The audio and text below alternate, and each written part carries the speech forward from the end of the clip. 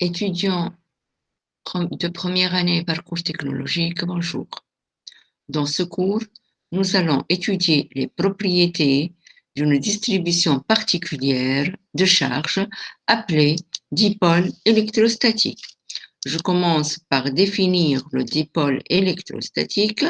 Par suite, nous allons calculer le potentiel et le champ électrostatique créés par un dipôle isolé. Et je termine par l'étude d'action d'un champ extérieur uniforme sur un dipôle.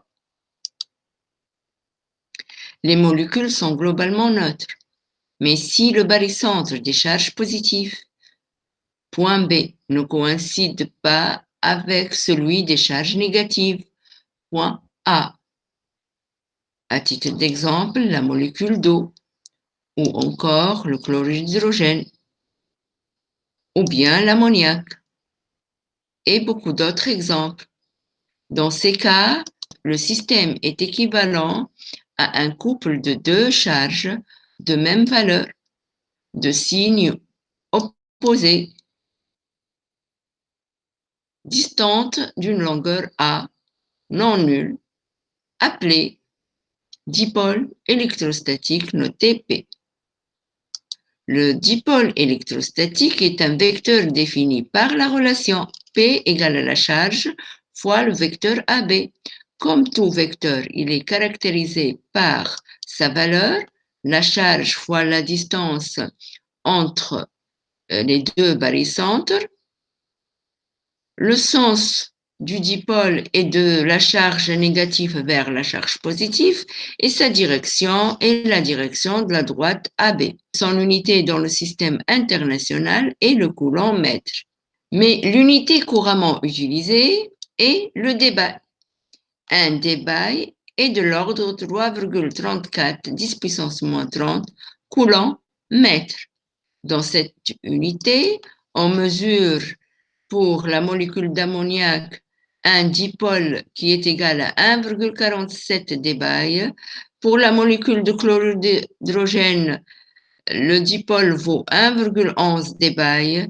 Et pour la molécule d'eau, elle est caractérisée par un dipôle qui est égal à 1,85 débaye. L'objectif de ce cours est de calculer le potentiel et le champ électrostatique créé par cette distribution en un point M très éloigné du dipôle et d'étudier le comportement du dipôle lorsqu'il est placé dans un champ extérieur uniforme. Calculons maintenant le potentiel et le champ électrostatique créé par un dipôle isolé. Donc, soit deux charges fixées respectivement en A et B, distantes de petit a. L'axe OZ, choisi comme repère, est la droite qui joint les deux charges, telle que l'origine de cet axe est le milieu du segment AB.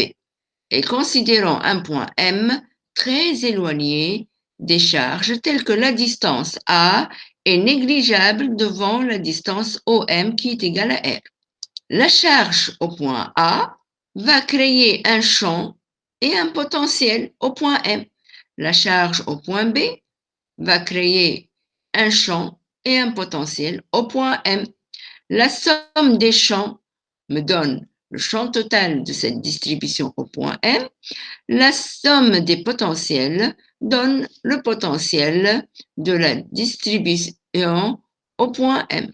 Alors que le champ E dépend de la distance AM et du vecteur directeur de cette distance, le potentiel est un scalaire et ne dépend que de la distance AM. Donc, il est plus facile de calculer le potentiel créé par cette distribution, puis d'utiliser la relation qui relie le champ E et le potentiel pour en déduire le champ électrostatique. Donc, nous allons calculer le potentiel créé par cette distribution. D'après le théorème de superposition, le potentiel créé par le dipôle en un point M repéré par la variable R est la somme du potentiel créé au point M par la charge située en A plus le potentiel au point M créé par la charge située en B. Et comme on connaît l'expression du potentiel créé par une charge ponctuelle, on remplace leur expression respective. On obtient alors le potentiel créé par cette distribution est égal à la charge sur 4pi epsilon 0 fois l'inverse de la distance BM moins l'inverse de la distance AM. Calculons maintenant les distances BM et AM. BM est égal à BO plus OM, donc c'est A sur 2 porté par moins UZ plus RUR. Le module qui vaut la valeur de cette distance est la racine carrée du vecteur RB au carré. Ce qui va me donner, en faisant sortir le rayon en facteur, A au carré sur 4R au carré plus 1 moins A sur R, UR scalaire UZ, bien sûr, racine. Comme on est dans les conditions où A est négligeable devant R, donc A sur R au carré est négligeable devant A sur R que je note X, qui à son tour négligeable devant 1. Or, la variable R est sphérique et la variable Z est cylindrique. Les vecteurs directeurs correspondant UR, il appartient au système sphérique, UZ appartient au système cylindrique ou cartésien, leur produit scalaire est différent de 0, il vaut cosinus θ puisqu'ils n'appartiennent pas à la même base. Calculons l'inverse de la distance BM et remplaçons UR scalaire UZ par son expression. Rappelez-vous que mathématiquement, si j'ai une quantité x qui tend vers 0, 1 plus x à la puissance alpha est égal à 1 plus alpha x. Dans ce cas, alpha vaut moins 1,5. Si j'applique cette approximation, j'obtiens enfin la distance BM. Répétons les mêmes opérations pour le vecteur AM pour la position RA. Et donc, ici, AM égale à AO qui vaut A sur 2 UZ plus OM qui vaut R UR. Comparant ce résultat à la distance RB, on voit qu'il suffit de remplacer A par moins A pour retrouver la distance RA. Ainsi, RA moins 1 est égal à R moins 1, facteur de 1 moins A sur 2R cosinus θ. Calculons maintenant RB moins 1 moins RA moins 1 et on obtient donc le potentiel créé par le dipôle en un point M très éloigné de la distribution. On peut noter tout de suite que le potentiel ne dépend pas de phi. Effectivement, l'axe des Z est l'axe de révolution pour la distribution de charge. Donc, la distribution de charge est indépendante de phi. D'après le principe de cause à effet, on voit très bien que le potentiel ne dépend pas de phi. De plus, je constate que la décroissance du potentiel créé par un dipôle est en 1 sur R au carré, c'est-à-dire elle est plus rapide que dans le cas d'une charge ponctuelle. Retenons une expression du potentiel qui ne dépend pas du système de coordonnées. En remplaçant le cosinus θ par son expression, on obtient alors le potentiel est égal P scalaire R sur 4pi epsilon 0 R au cube ou encore P scalaire le vecteur directeur de la droite OM que divise 4pi epsilon 0 R au carré. On vient de calculer le potentiel électrostatique. Il suffit maintenant d'appliquer E égale à moins grade V pour calculer le champ électrostatique. Rappelons que le potentiel est égal à P cosinus θ sur 4pi epsilon 0 R au carré. C'est un scalaire et que le gradient dans le système de coordonnées sphérique est égal à la dérivée du potentiel par rapport à R porté par UR plus 1 sur R fois la dérivée du potentiel par rapport à θ porté par Uθ. Donc, si je commence par calculer la première composante du champ E suivant UR équivaut moins dV sur dr UR, la dérivée de 1 sur R au carré me donne moins 2 sur R au cube avec le signe moins, c'est 2 fois le dipôle cosinus θ sur 4pi epsilon 0 r au cube, porté par UR. De même, dv sur dθ me donne moins sinus θ. La dérivée de cosinus θ, c'est moins sinus θ. Avec le signe moins, donc j'obtiens P sinus θ sur 4pi epsilon 0 r au cube porté par Uθ. Et voilà notre champ électrostatique créé par le dipôle en un point M très éloigné de ce dernier. Pour obtenir une expression indépendante du système de coordonnées, nous allons remplacer le cosinus θ ou bien le sinus θ par son expression en fonction du vecteur dipolaire. Et comme P égale à P cosinus θ UR moins sinus θ Uθ, il suffit d'ajouter à cette expression un P cosinus θ sur 4pi epsilon 0 r au cube et d'en retrancher la même valeur pour obtenir la quantité moins P.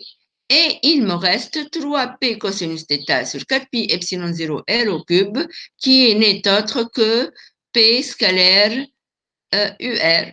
Donc voilà l'expression du champ E en fonction de la cause qui lui a donné naissance, c'est-à-dire le dipôle.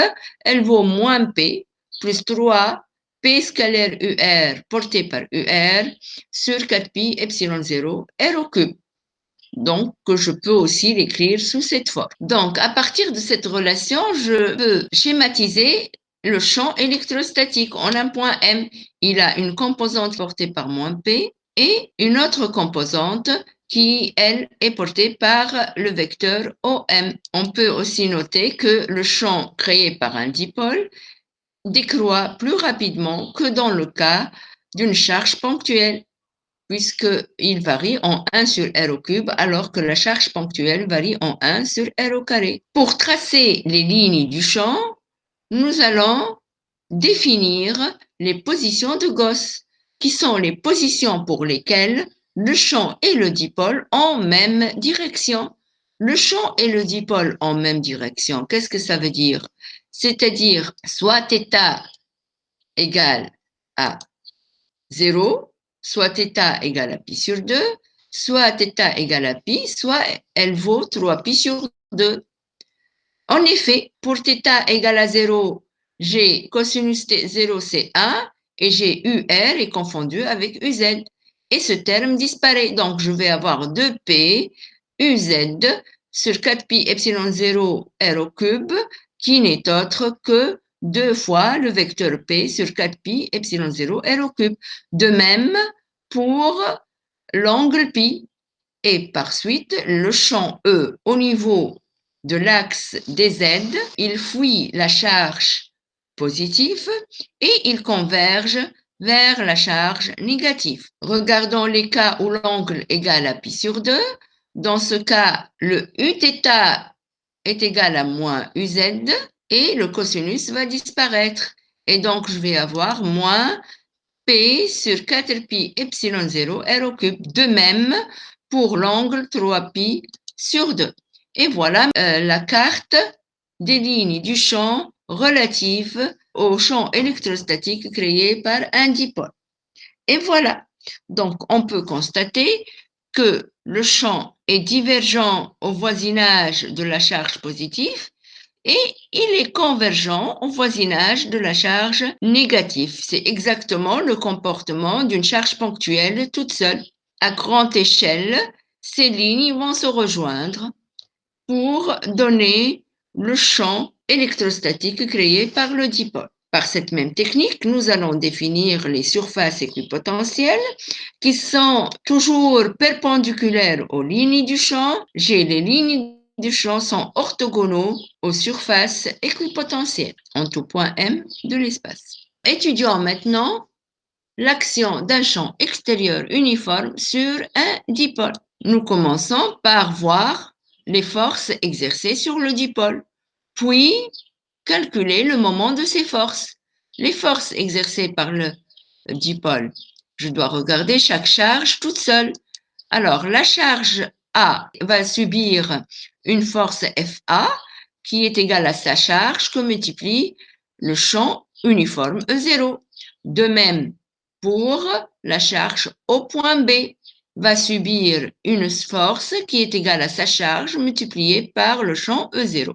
Et voilà les forces exercées sur le dipôle. Le moment des forces est par définition égal. Comme notre origine étant le point O, c'est OA vectoriel FA plus OB vectoriel la force FB. Remplaçant les forces par leur expression en fonction du champ uniforme et de la charge Q, j'obtiens alors la relation entre le moment et son dipôle.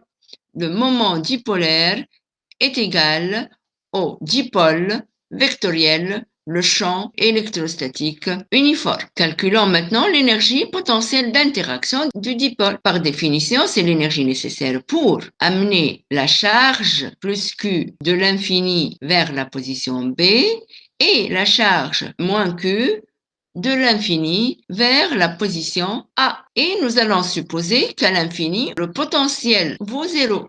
Et calculons l'énergie potentielle du dipôle. Je calcule tout d'abord l'énergie potentielle de la charge plus Q, puis je calcule l'énergie potentielle de la charge moins Q, l'énergie potentielle totale étant égale à la somme des énergies, et on obtient donc la relation finale qui relie l'énergie potentielle d'interaction du dipôle et qui est égale à l'opposé du produit scalaire du dipôle par le champ uniforme, E0. Rappelez-vous que l'état d'équilibre stable correspond à un minimum d'énergie, alors que l'état d'équilibre instable correspond à un maximum d'énergie potentielle. Le champ E a même direction et même sens que le potentiel. C'est la position d'équilibre stable. Alors que la position d'équilibre instable correspond à un angle qui vaut pi, et dans ce cas, le champ E et le potentiel ont même direction, mais de sens opposé.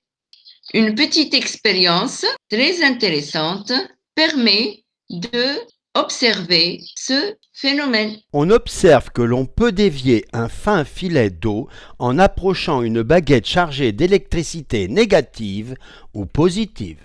Dans le jet d'eau, les molécules d'eau sont orientées aléatoirement et il y a une infinité d'orientations possibles. Mais considérons seulement 3 cas particuliers qui nous permettront de comprendre toutes les situations. Commençons par la situation 1. Comme l'électronégativité de l'oxygène est supérieure à celle de l'hydrogène, la molécule d'eau, même si elle est électriquement neutre, possède une répartition non homogène des charges électriques, avec un excédent de charge négative sur l'oxygène et positive sur les atomes d'hydrogène. Nous pouvons également remplacer cette répartition par une autre un peu plus simple, mais équivalente par rapport à ce que nous voulons expliquer, avec donc les charges partielles delta plus et delta moins. Si nous approchons une baguette chargée négativement, nous retrouvons la situation connue où l'attraction l'emporte sur la répulsion. Dans la situation 2, à l'approche de la charge électrique, sous l'effet des forces d'attraction et de répulsion, la molécule d'eau s'oriente pour se retrouver dans la configuration précédente et l'attraction l'emporte sur la répulsion. Dans la situation 3, puisque les charges de même signe sont les plus rapprochées, il y a d'abord répulsion, mais comme cette situation est instable, la molécule se retourne pour se retrouver dans la configuration où l'attraction l'emporte. Nous observons la même chose par exemple quand on veut repousser un aimant avec un autre aimant, comme vous l'avez peut-être déjà expérimenté.